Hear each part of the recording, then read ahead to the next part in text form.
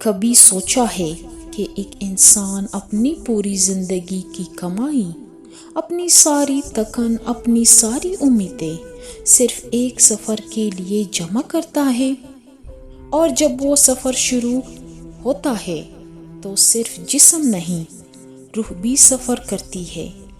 یہ کہانی ہے ایک ایسے شخص کی جو صرف حج پر نہیں گیا بلکہ اپنے رب کے قریب ہو گیا، اور جب وہ واپس آیا تو وہ پہلے جیسا نہیں رہا۔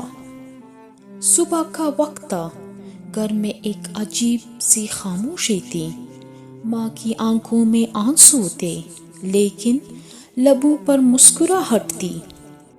بیٹا، اپنا خیال رکھنا اور ہمیں بھی یاد رکھنا اپنی دعاؤں میں۔ اس نے ماں کے ہاتھ چومے اور دھیرے سے کہا، امی، اگر میری کوئی دعا قبول ہو جائے تو سب سے پہلے آپ کے لیے ہوگی۔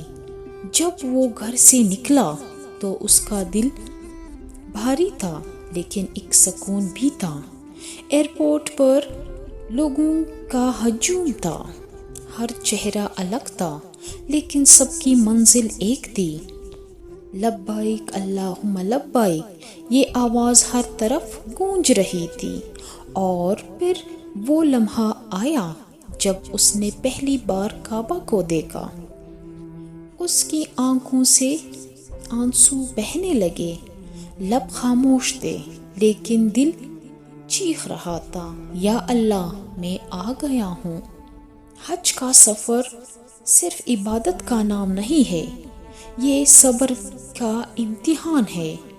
گرمی اتنی کہ سانس لینا مشکل ہو جائے، بھیڑ اتنی کہ قدم رکھنا مشکل ہو جائے، کبھی پانی کی کمی، کبھی تکن سے جسم ٹوٹ جائے، لیکن پھر بھی ہر زبان پر ایک ہی لفظ ہوتا ہے، لبیک۔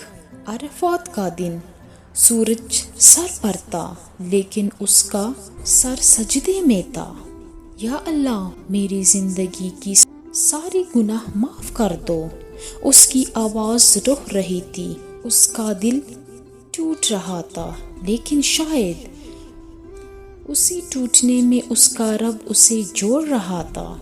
اور پھر وہ رات آئی، مزدلفہ کی رات، زمین پر سونا، کھلا آسمان، اور صرف اپنے رب کے ساتھ اپنی زندگی، اپنی غلطیاں، اپنے گناہوں بخشش مانگ رہے تھے۔ اور پھر وہ رو پڑا، اتنا رویا کہ آنسو بھی شرمندہ ہو گئے۔ یا اللہ، اگر تو نے مجھے معاف نہ کیا تو میں کہاں جاؤں گا؟ اس وقت نہ کوئی دنیا تھی، نہ کوئی لوگ، صرف ایک بندہ تھا اور اس کا رب۔ اور شاید اس رات اس کی زندگی بدل گئی۔ حج ختم ہو رہا تھا، لوگ واپس جا رہے تھے لیکن اس کا دل نہیں مان رہا تھا۔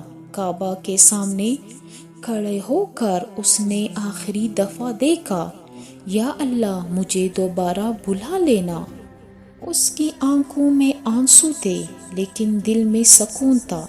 جب وہ واپس گھر آیا تو سب کچھ وہی تھا لیکن وہ بدل چکا تھا۔ اب اس کی نماز میں سکون تھا، اس کی باتوں میں نرمی تھی، اور اس کے دل میں اللہ کا خوف تھا۔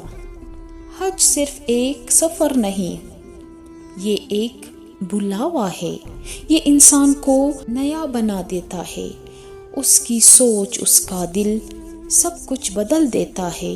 اگر آپ کو ابھی تک یہ موقع نہیں ملا تو دعا کرو، اور اگر مل چکا ہے تو اس روحانیت کو زندہ رکھو، اور یاد رکھو، اللہ اپنے ہر بندے کو بلاتا ہے، بس فرق اتنا ہے، کوئی سن لیتا ہے اور کوئی رہ جاتا ہے۔